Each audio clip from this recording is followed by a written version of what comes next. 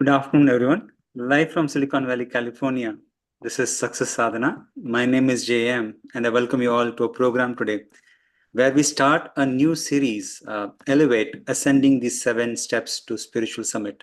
Today's topic is Awakening Awareness with our speaker today, Vaish, a veteran Bhakti yogi, author, and former monk. Good afternoon, Vaish. Thank you and welcome back to our program today. Thank you very much, Jay. I'm glad to be here. And thank you very much, everyone, for joining. Entering into a new series, which gives an opportunity to build a foundation and then go into more details as we develop it. And today, we're going to start with the foundational aspect of spiritual realization, which is developing a sense of awareness. One that I just realized when I was getting ready to sit down here is very important, because I went to grab a table that I normally put in front of me that's right here now. But because I was thinking about something else, I grabbed a ladder instead. I got halfway across the room with a ladder and then realized that that's not what I wanted. And I was thinking about the topic of how important awareness is. I was aware of something else at the time I was doing it. And the way that we develop our awareness is the foundational aspect of spiritual awakening. We're already spiritual, but how we refine our awareness is the subject matter of the Bhagavad Gita and the ancient wisdom literatures. So we'll go into that, and I don't want to scare anyone away, but there's going to be homework today. But I'm going to start with the homework assignment so that we can work on it together as we go through the different points together, so that you'll be able to do the homework properly. We'll start at the last slide today, JM. And I want you to not take the first part of this literally. Otherwise, you won't be able to follow.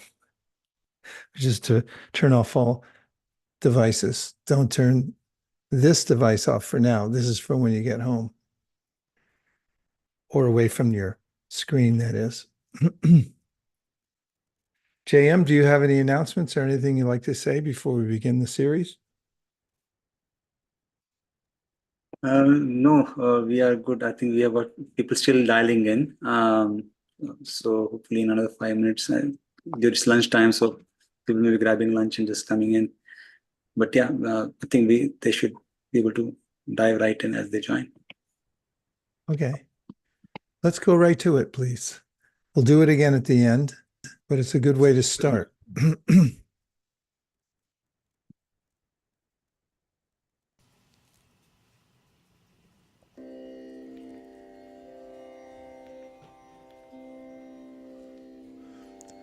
So this is a simple practice which comes from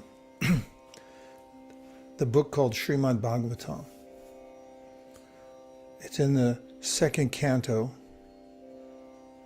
second chapter, 35th verse of the Bhagavatam, which is a Sanskrit verse ending with the word anumapakai, which means to become aware of your own awareness and to be able to notice how your body is working, your mind and intelligence are working, and that you're the seer, but you're not your body, you're not your mind,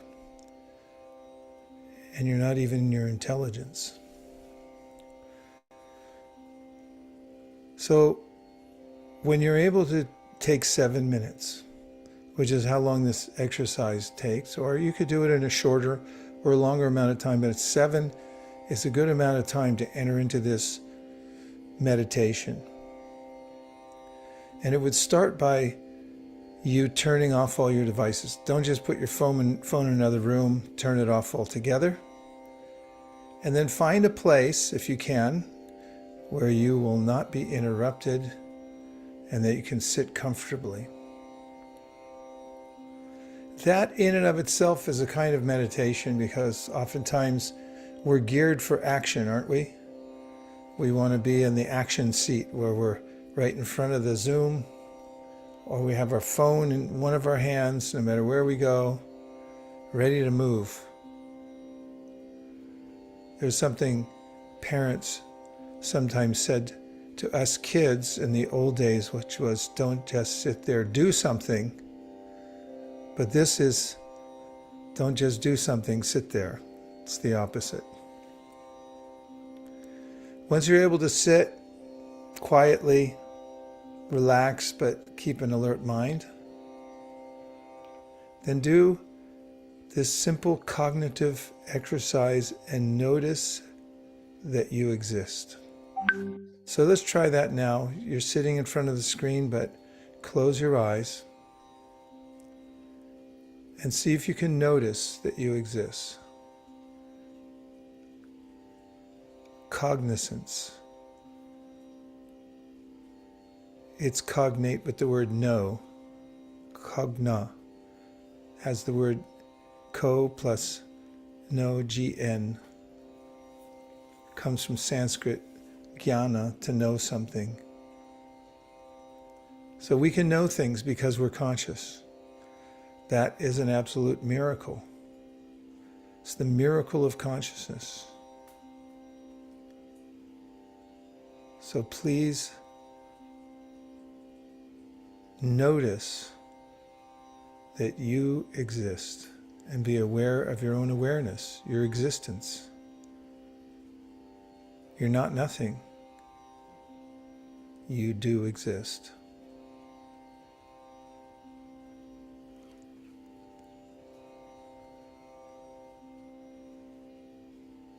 Next, notice your hands.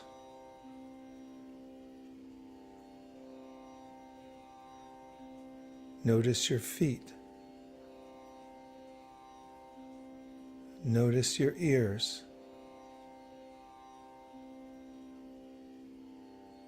And recognize that you're the noticer. You're the one seeing them. You're not your hands. You're not your feet. You're not your ears.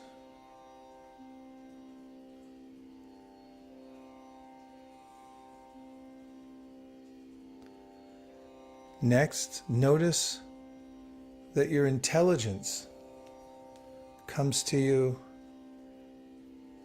like a directive from a parent.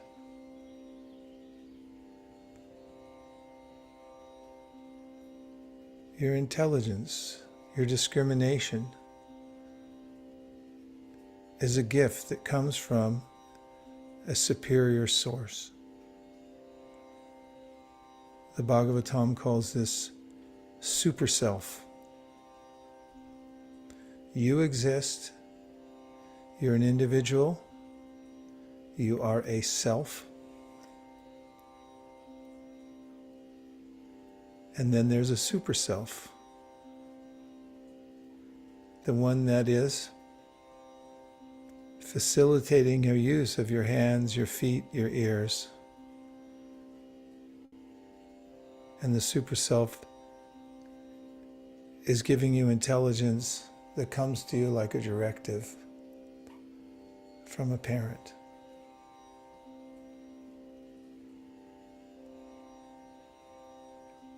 And come back into the perspective of a seer. You're seeing your bodily senses. You're noticing your intelligence. It's being provided. And you're being provided for.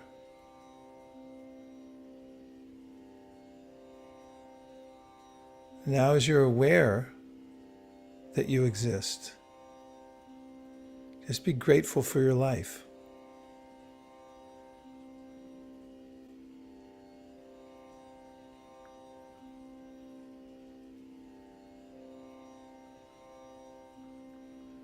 Gratitude means someone's giving you something intentionally. some facility, a gift.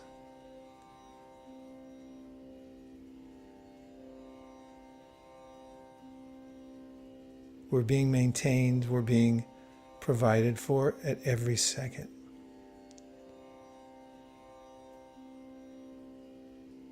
Just be in complete gratitude.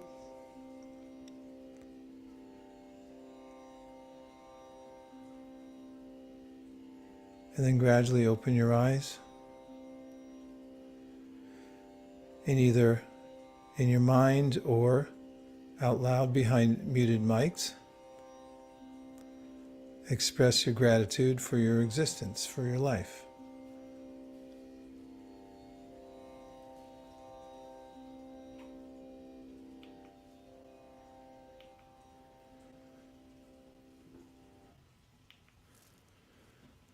And then we're back into the Zoom room and you're left with a nice feeling of gratitude, I hope. So this comes from this ancient literature, Srimad Bhagavatam, which has extensive teachings on self-realization, leading up to an understanding of who we are when we're awake. Who we are when we're asleep is a little different. So we'll go through a few of the teachings of the Srimad Bhagavatam, but before we do, I want to hear from you, which could be in writing. You can use the chat box. It's wide open still. And tell me anything that you felt, experienced during this short meditation we had. It's an authorized form of meditation, going step by step, isolating yourself from the senses, from the mind, from the intelligence, and then noticing that you exist and that you're being provided for. Or, well, let's put it in the chat for now.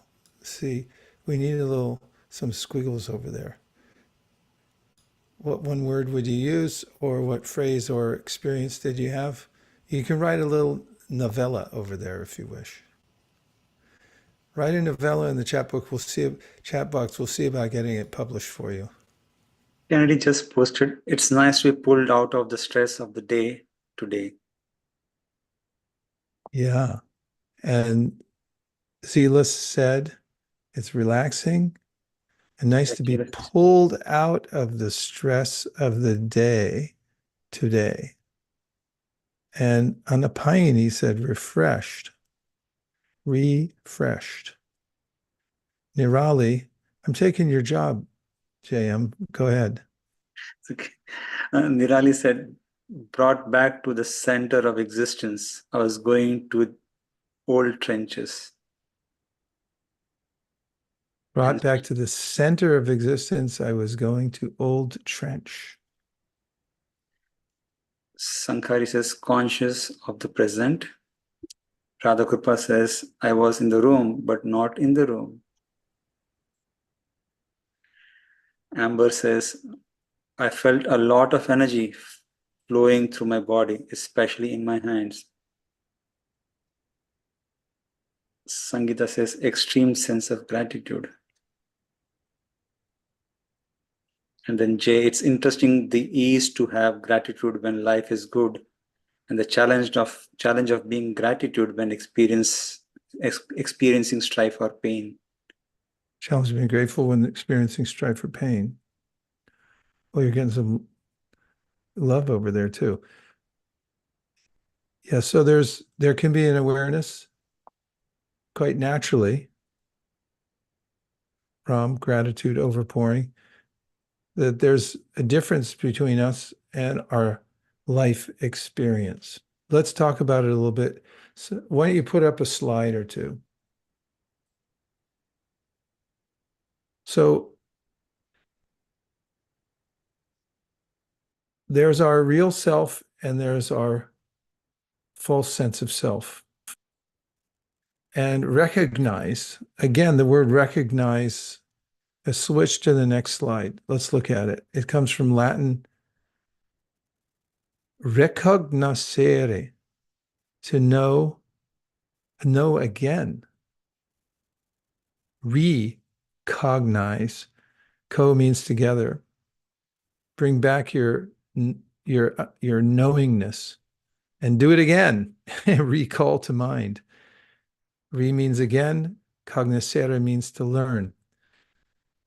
So we're cognizant beings. That's one thing that we have going for us, is that we do have consciousness. And what about becoming aware that we have? You have to go back and look at it. Otherwise, we get absorbed in our life situation, which includes an idea that I am this body and everything that's happening in my life is me. So, in slide number 5,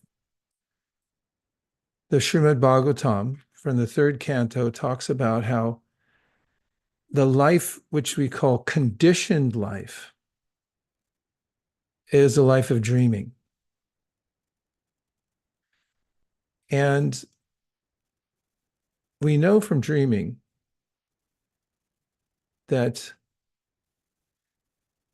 there are various scenarios that we conjure while we're asleep. And some of them can be quite interesting, bizarre. I always notice that whatever's happening in my awakened life gets transferred somehow or other, very subtly, in a very clever way by my mind. It gets processed. If I'm expecting somebody to pay me back, then maybe I'll be walking behind somebody and I'll say, hey, you're supposed to pay me back. Or if I'm trying to solve a problem of another kind, I think about it. Do you all have this experience that you're processing in your sleep and your dreams and so forth? And have you ever had an experience where you changed into someone else, or you were doing something that was fantastical, or you were in contact with some fantastical situation? Maybe it was scary, or maybe it was you won something. Have you ever had that experience? I'm hoping that's an easy answer. We have few thumbs up coming up, and Apani says thumbs up, and Shankari. So now, Yes. my next question is, when you wake up in the morning from a dream, what's your experience? Do you think the dream was a reality, or do you know now that I'm awake, I exist independent of the dream? For me, it's actually a sense of relief, because generally there is an exam next day, and I got to know only today, and I've got one day to prepare. I don't know what happened, why I was not told there was an exam, and I'm rushing to prepare, and suddenly I wake up, oh, I don't have exam. I don't have to prepare. So that's a relief. Yeah, I think we can relate to that feeling. What a relief. Oh, I'm actually in another place. I conjured the whole thing. Anybody else? When you wake up, do you see the difference between sleeping and being awakened, in awakened consciousness? Yes, like you said, Yes. you solve some of the life's problem in dream, and you're like, oh, I was supposed to say that, and I resolved with the person in the dream, and then you wake up and I'm like, oh, it wasn't real. I wish it was real. But like you said, mind is clever. It knows what bothers you and it tries to solve it in the dream. Um, Yes. it's like it should be as easy as in dream to say things. It should be, but sometimes we don't know because we don't know how others will react. So So Nirali, we hold on. when you wake up, do you Uh-huh. know that you're awake? Yes. And then it And all comes back to me. What was I holding on before that sleep? And then it all comes back. It's like, oh it all man. comes back. And my question to you is, how do you know that you're awake? When you awaken from a dream, how do you know that you're awake? Yeah, it takes 30 seconds. Look around and it was like, oh, I if I wake up early with the time, then I don't get a lot of dreams. So I like that. But dream, I feel like it drags me into this weird space. When I come out, I like, oh, I'm in the different room, different place. But how do you know? How do you know you're awake? I think Jason is With also the asking. eyes, yeah, with open eyes and look around. Okay, let's see if anybody else. Oh, Jason put a question. Does anybody dream and then they wake up and they wish they were still dreaming? Yeah. Does anybody wake up in their dream, but you're still sleeping? So you like the dream, you're dreaming a dream within a dream. And then Meralda said through sensorial experiences, Radhakripa said I could fly in my dreams many times and almost start believing that I have capabilities to fly, but slowly come back to my senses. Thrilling, aware of my surroundings, says Shukumurti. And Ram says, I feel I'm living someone else. I'm asking a simple question. I think it's a really simple answer. How do you know that how do you know, use the word know and I'll emphasize this, that you're awake when you're awake? You could just say, I I know. know. It's a thought. I It's a just know. thought, right? Some Yeah, people may say, I just know. know. Right. And there's so many things. You can't prove it empirically that you exist, but you know intuitively that you exist. We can't measure certain things except by experiencing them, as some of you have said here. And to know that we exist is a cognitive exercise. It takes place from our own consciousness, our own awareness.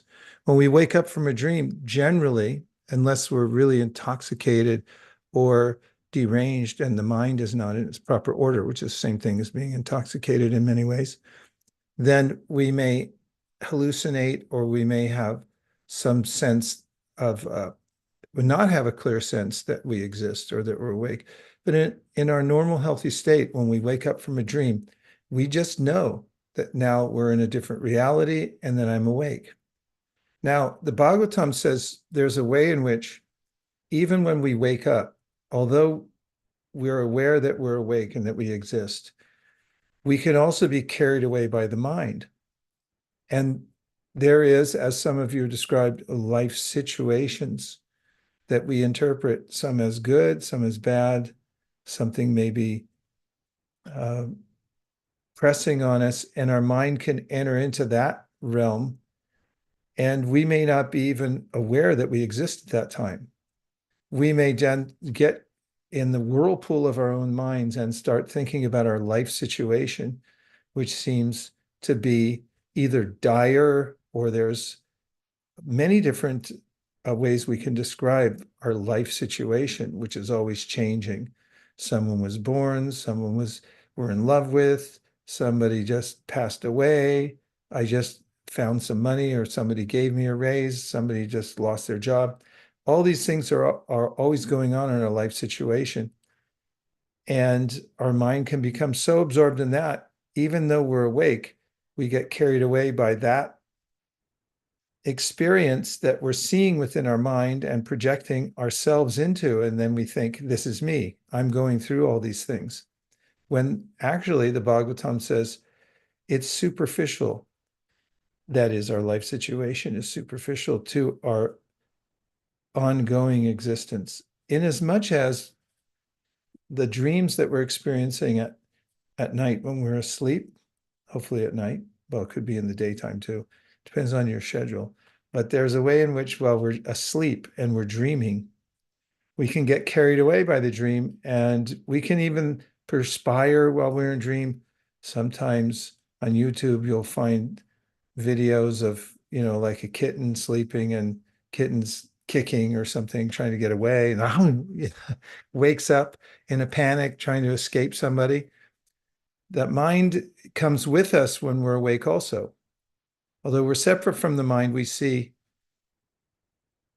ourselves as a being, the witness, but then we can then enter into the changes that are going on in a life situation. It's very philosophical, but it's an important point. It's foundational to spiritual life to make a distinction between being awake, being asleep, and being our body or not being our body. So there's a difference between us and the body. Agree or disagree or question?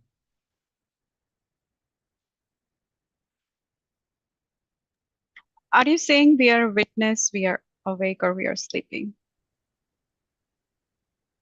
Are we a witness when we're sleeping? I mean, are you saying the difference between awake and sleep is that we are witnessing it? What That I'm we were no, asleep and first and now I'm not foremost, asleep. let's go to the next slide. It'll explain a little bit of the direction I'm going with this.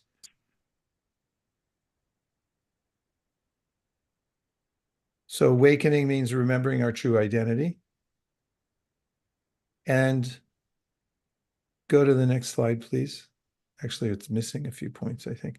When consciousness is self-revealing, this is one of the points of consciousness. It's self-revealing. We know that we exist. Well, how do you know? I just know.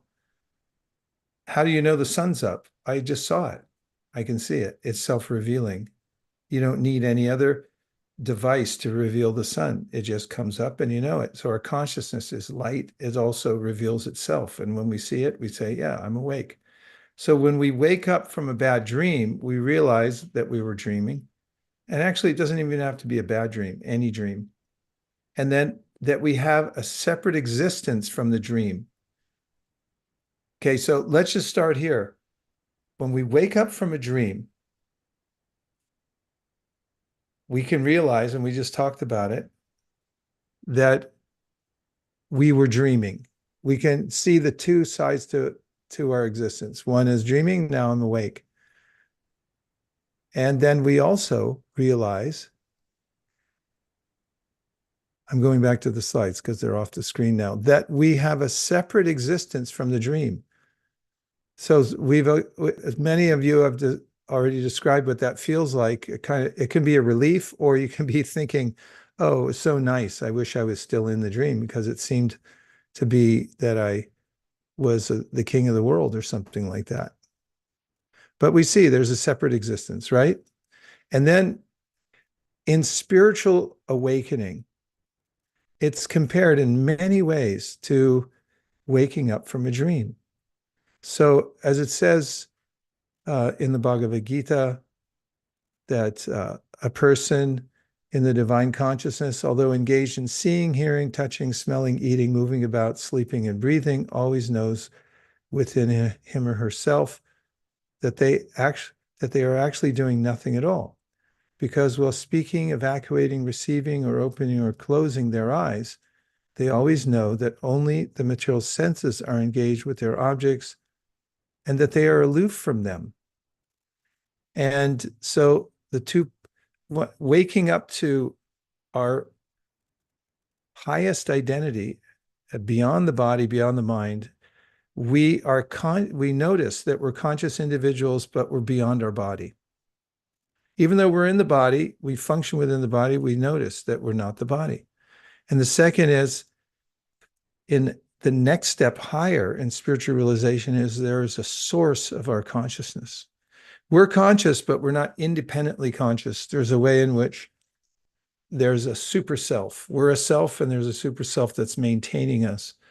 And we are the maintained.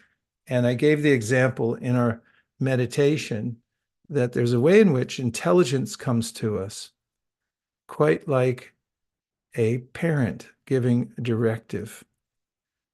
So have you ever had an experience where you were searching for an answer and you got a directive that came from your intelligence? Please say yes. Yes. Otherwise, we wouldn't function, right? The intelligence is giving us constant directives. You're making a U-turn somewhere, and your intelligence, although we may not even notice it, says, watch out. As you're turning the corner here, there might be somebody crossing the street. We have some sense of discrimination around us all the time. And we may look at some food and our intelligence may say, I go through a very quick process and say, where did it come from? How long has it been sitting here? Maybe I should look at the label and see if it's still good. There's constant flow of information that's coming to us, says the Srimad Bhagavatam, that we can notice is coming from a higher source. And this is one of the foundational aspects of self-realization, is realizing that we are a self, we do have consciousness. There's a difference between being awake, being asleep, and also that even in our awakened consciousness, we can be carried away by our life situation, which is also like a dreaming situation. And that we can also be aware of the fact, even as we're living our life, that we're separate from our life situation and that we're also dependent. Even the way our senses work, if you think about it for a moment, just notice that you may be looking at the screen, you may be looking, I don't know where everyone's looking because I can't see you all, but right now I'm looking at you, noticing your names and so forth. Where am I getting that power from? Is that a guaranteed power, or is it something that's bequeathed to me that I'm receiving moment to moment as a way to interact with the world? What do you think?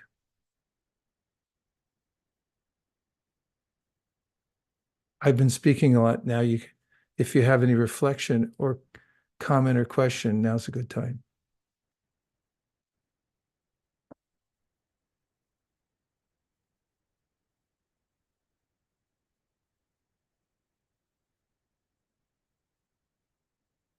Radha said, receiving power. Have any of you been in a situation where somebody turned the power source off? Like the other night, I woke up, I don't know what time it was, but apparently I fell asleep maybe on my hand or something. And then I, practically half awake, had I realized that the circulation in my fingers was gone. And I had a moment, like 2 seconds of panic that maybe my hand didn't work anymore. And it took me a minute or so moving my hand like this for the feeling to come back. But in that instant, there was a sense of, oh, it's not really my hand because it doesn't work right now. And there's no guarantee that it's going to come back. Those are the 2 seconds of panic. So that's a sense of dependency that, oh no, please let my hand work again. Turn the power back on. Shankari. I have a question. Oh, good. So we got to know that knowing about our reality is the state of awakening. However, we are still interacting with our surroundings. So how to balance this dreamlike state, the awareness of which I have gotten, and my own awareness of being aware of my true identity. So how to manage that dreamlike state and my awakening together so that I know that I'm on the right path. We have to compartmentalize the two. Of course, we have to attend to our lives because we have a body and we have a mind, and you have to take care of it. And you also have to interact with other people at the same time. And you can't be aloof and act like you're not your body when you're, for instance, around your family members. I did it when I was a teenager because I thought I was a self-realized person, and I acted very aloof from everybody as if, you're not really my parents or something like that. And it was not a very harmonious situation. I apologized later. There's a way in which we maintain a sense of aloofness, but we still have to engage expertly in the world. This is called enlightened engagement. You know that there are certain things that you have to do, so you attend to them. But at the same time, by remembering that, for instance, there are many aphorisms like "this too shall pass," Oftentimes people come to this state. I remember during the beginning of the pandemic when we first started the show, and there was a sense everyone had of like, who are we anyway? And how are we even going on? And how long are we going to be able to exist? Nobody knew exactly what was going to happen. And one of the most popular phrases that we talked about, I remember in the first broadcast, and it kept coming up, is this too shall pass. There's a sense from the perspective of somebody who's got a spiritual foundation that the world's going on around me. The life situation is there. I can't pretend like it's not there on a certain level. I have to deal with it expertly, but I should also realize that it's not permanent. It's changing just like the seasons, and it will pass by. Look, we've got Sundar.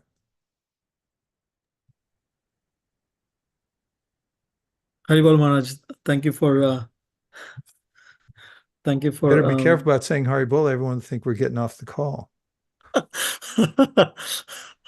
Okay, go ahead. Good to see you, Sundar. Thank you. Good to see all of you, and good to see you, Maharaj. So I was just appreciating the point you were talking about how there are so many temporary identities that we have, which doesn't exist forever, and there is an identity that's beyond the temporary roles that we perform in this world, and that and of course that identity is also connected with the supreme consciousness. And so I appreciate the points that you're making in the start of your talk. And I was just thinking about the supreme consciousness, and I was thinking about how there are things that is under our control, and they're very very not many. Some things are under our control, but there are so many things that's beyond our control. And so who's in charge of that, or what is in charge of that? So that's a very interesting question to ask, and I was just thinking about that. Thank you for your the initial the talk.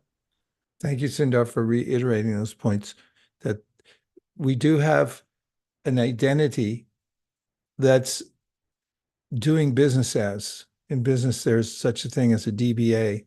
You have your core business, and then you can start another business that's running off of the same paperwork and bylaws and everything like that, but you don't want it to be the same brand. So you call it a DBA, or a doing business as. There's a way that you have to register that. It used to be, back in the old days, that you'd have to run an article in the paper. Now it's probably on the internet, and say that I'm going to be doing business under a different name. And once you have that, you can run the DBA. So the identity that we have in this lifetime is like a doing business as. We actually have an original brand, which is permanent. And the temporary brand we have now is our DBA. I'm just doing business as this body and this mind. It's temporary. Oh, Yan Yan, we have you now. Please go ahead. Glad to join this session. It's a very interesting, and what I wanted to share is that sometimes we get very frustrated, that feels like we don't have control because we try to control too much. We try to control beyond our control. That's when we get frustrated. But what I realize is, if I reflect back to what is really my responsibility, what I can control, is what I can control what I say, how I feel about things, and what my goal is. Those are things of my control. I can change them whenever I want. And I can be persistent about my goal and take action. I cannot control what other people's reaction to me, and I cannot control what the natural world is throwing at me.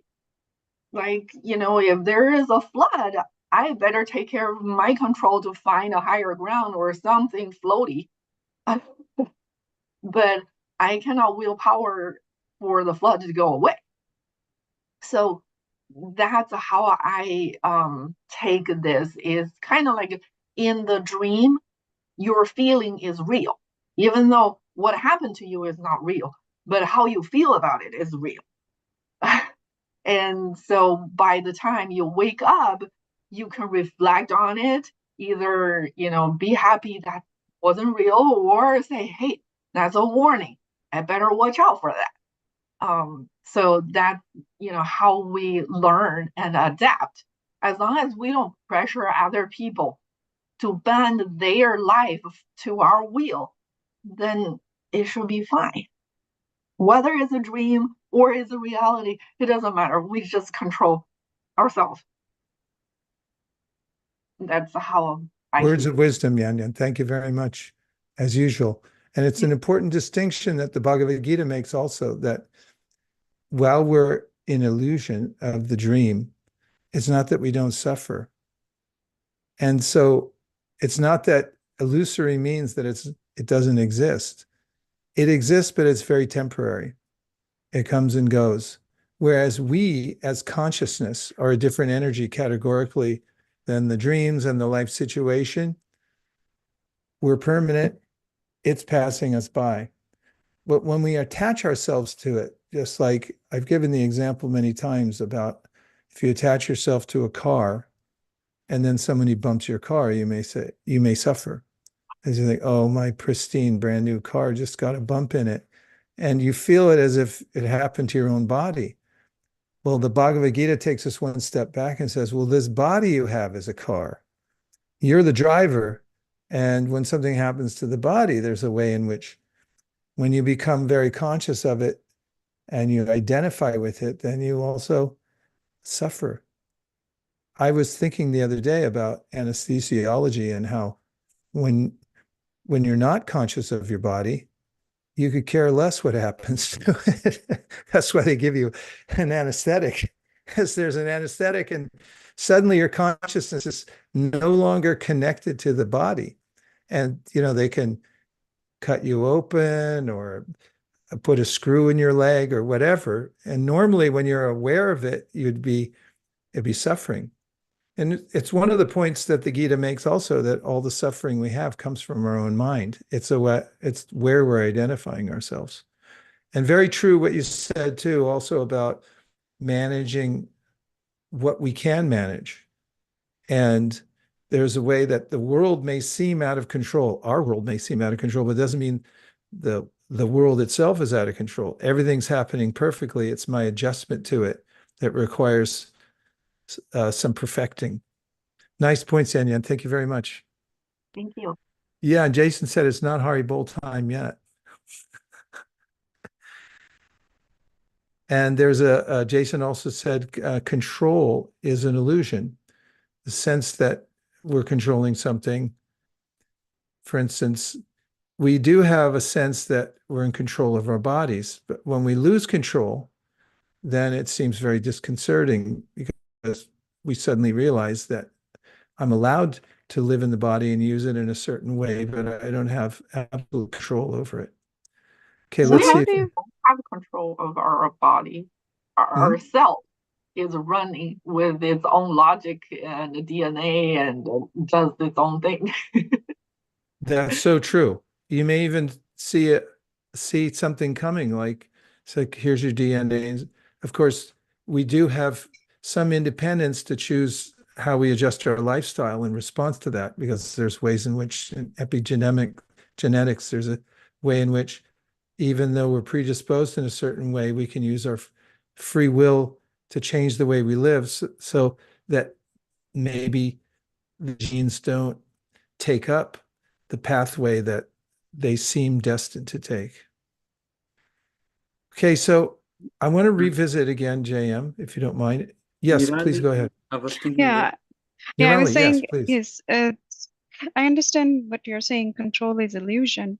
However, like certain things, I feel like thoughts or certain your situation, things like, we don't want to control, but it's not like, say, change. I don't know. How do you change that?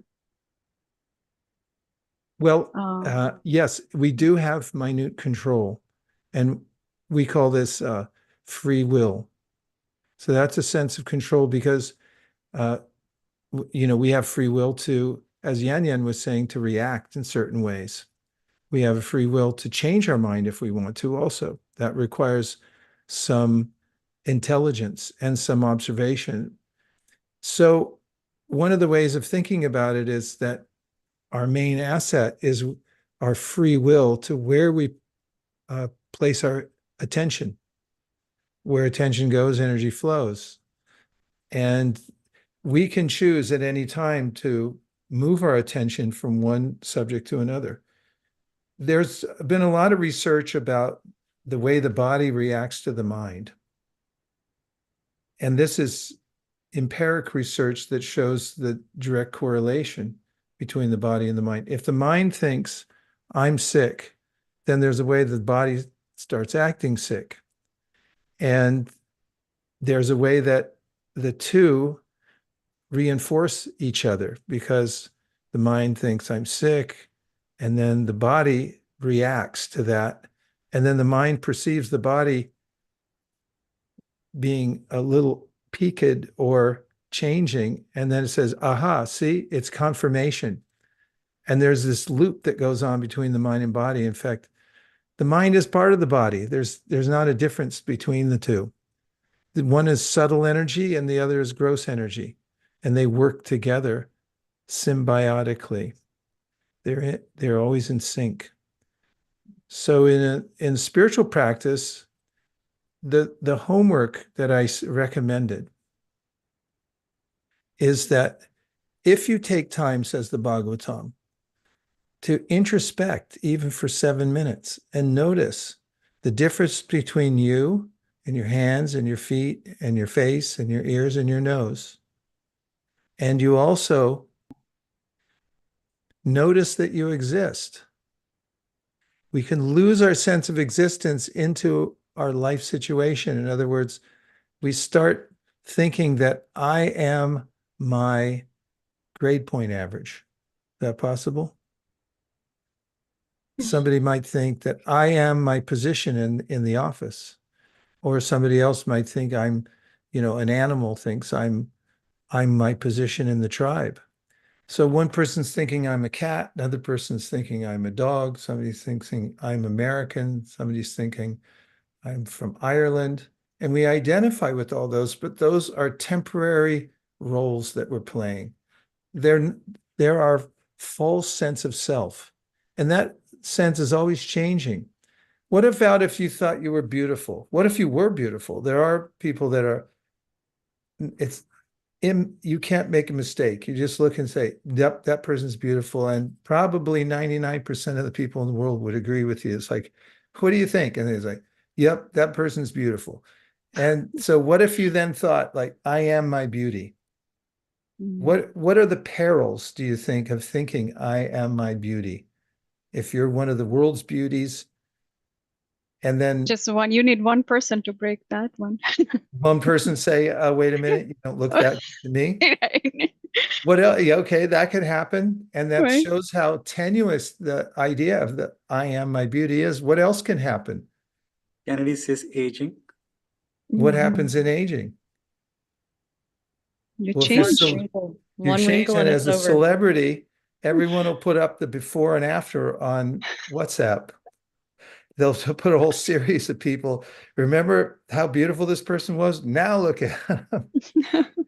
Then they're all shriveled up like a raisin. What's that, Marilia? Then they're all shriveled up like a raisin. Yeah. The time factor changes everything. That's part of our life situation, but that's not part of us. In fact, a lot of people have the experience when they age. They look down and they say, that's not me. I'm still young. We don't have this sense of, like, yeah, I am old. Although if we identify with the body, we can get into that role and say I'm an old person. but actually who we are, the consciousness, is unaffected by the external environment, including the state of our body. We have fresh fruit and we have aged fruit. Yeah, and that's the time factor in the material world. And think about that. The way the time factor works, it's almost like in a dream. In a dream, things morph. You may be, with a friend, and then all of a sudden the friend disappears, turns into a cloud or something like that. And in real life, in our life situation, you may marry a prince who ends up to be later, to use an old phrase, a couch potato or whatever. The relationship will morph into something else. I love you, now I hate you, or I hate you, now I love you. That it's always morphing into something else. In fact, the name of the material world in the Bhagavatam is bhava. Bhava means that which is always becoming something else. And when we try to identify ourselves with that which is always changing, there's a sense of frustration, bewilderment, or being pulled along, like if you're being swept away by a river or something like that, and you feel kind of helpless. That's right, Jason. Prince might go back to the frog. So, Jam, would you bring the homework up one more time? And let's just review this, because it's a very commonsensical thing. Most people won't know that you're hiding out for 7 minutes, but you'll know it. So we're going to try it one more time so that you're ready for your own homework when you get off this call. Are you all ready? JM, I have to see the Yes, ready. boxes to make sure. Okay. It's a democracy, so we have to vote. It's a free room. Okay. I'm going to give you a little drone. It helps to concentrate the mind. Battery 30%.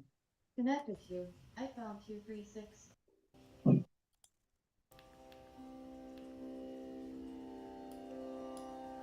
Okay, for your homework,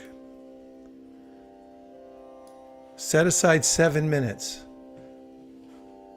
You can try it on your own later or tomorrow. Morning is a nice time. Just get a sense of relief from turning off all your devices. Really turn them off all the way. Even that itself will make you more intentional and more aware of your own consciousness. If you have a TV, unplug it, and then get a pair of shears and then cut the wire, if you're really bold and want to save yourself a lot of grief. And then find a sitting place for yourself. Wherever you may live, there may be a place where you can set aside time to be aware. It's the greatest show on earth, really. There's no satisfaction in scrolling, but there is satisfaction in being aware of your own awareness. And sit down with that intention. You don't have to close your eyes, but you can do that also. It may help you to concentrate. And then notice that you exist. So the word notice means the fact of observing or paying attention to something. Pay attention to your own existence. And the next step is to designate, who am I really? And start with the premise that I'm the seer, and then look out and notice your different senses. You can go through an inventory and just observe them and see that they're instruments that are working for you, and they're charged up. They have some power. The power is coming from a higher source, not coming from us. Because the power source, as we discussed earlier, can be shut off at any minute.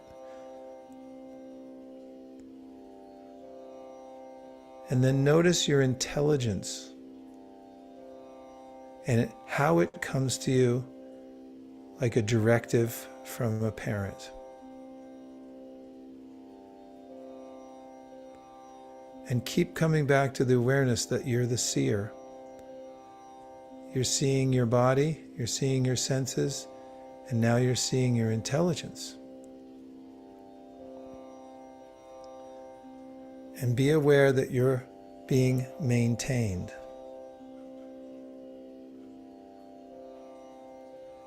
And then be grateful for your existence.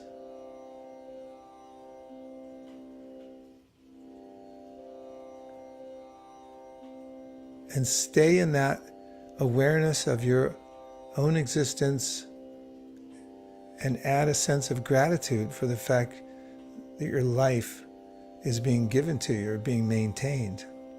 This is called the super self.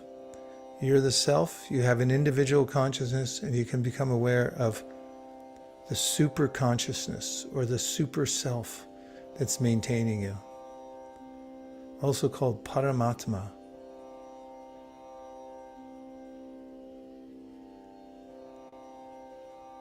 You can stay in this state for as long as you can be aware.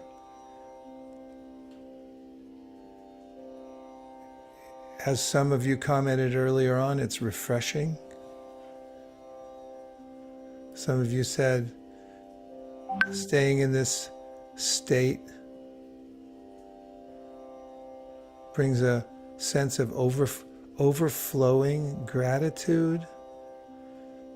Some said it brings you into consciousness of the present, brings you back into the center of your existence. And some said that you felt energy flowing through your body, especially through your hands. So when you've gone to this wellspring, which is our own consciousness and our awareness of the super self, and you can open your eyes and notice that you're different from your life situation, and then verbalize something, say a word of gratitude for your life, for your existence. It's very powerful to say it out loud. We'll be collecting your homework assignments next week. Thank you everyone for joining for this experiment in foundational self-realization. When we have this foundation in our life, we're able to interact with the world in a surprisingly more effective way. We're not carried away by our emotions as much. We're not alarmed at everything that happens. We think this too shall pass. We notice as the seer that we're aloof, even though we also realize that we have a role to play in the dreamlike world. And we definitely can notice our different states of consciousness. Don't just wake up and roll out of bed and then go into an absorption in your life situation and forget about your existence. But notice, what was I like when I was sleeping? What am I like now that I'm awake? Am I aware that I exist? And take 7 minutes to go deeply within and just notice, and you'll come out with a new perspective in your life. And we're going to build over the next 7 weeks or so the next levels. It's a parallel to Maslow's hierarchy of needs, but it's a hierarchy of spiritual needs and building this pyramid in which we can come to the topmost spiritual realization. Thank you very much, everyone. And now, Jason, it is Haribo time. Because informed and inspired by those great yogis who live high in the Himalayas and who every once in a while come out of their caves, they feel so inspired to see others on the same path that they feel compelled to raise their arms high in the air, and they call even across the peaks and valleys, it's in a loud voice, the phrase that means keep this transcendental vibration going. It goes like this. Let's all try it. Haribo. Haribo. Everybody. We'll see you soon. See you Do your soon. homework. Thank you. Please do your homework and we'll report back next week. Yes.